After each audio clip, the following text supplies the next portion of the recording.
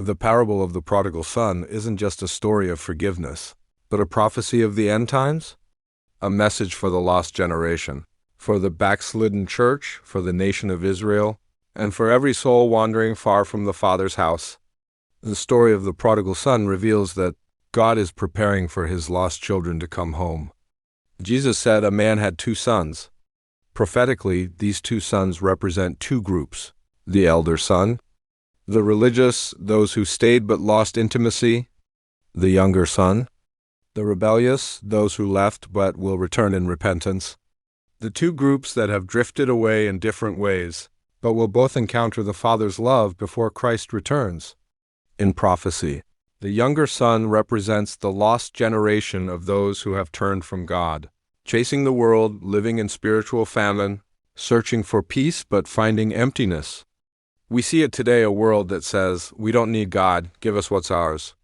Just like the prodigal, this generation took its inheritance, the gifts, the blessings, the creativity, the knowledge, and spent it in the world system.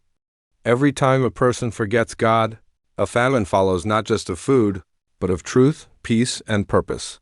Today there's a famine in the land. People are rich in possessions but poor in spirit. We have technology but no peace. We have followers but no fulfillment.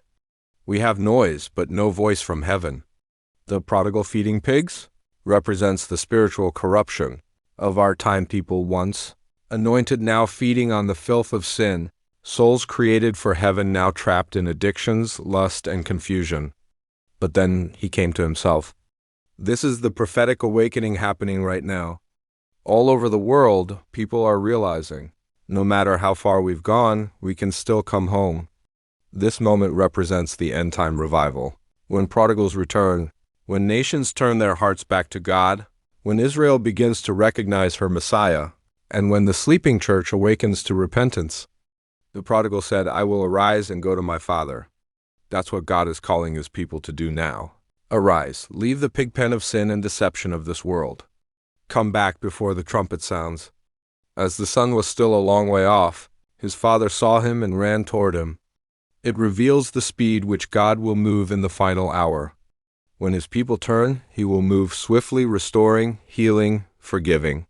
When the son returned, the father said, "Bring the best robe, the ring, and the fatted calf." This is not just forgiveness, this is restoration of authority and identity. The robe represents righteousness. The ring represents spiritual authority.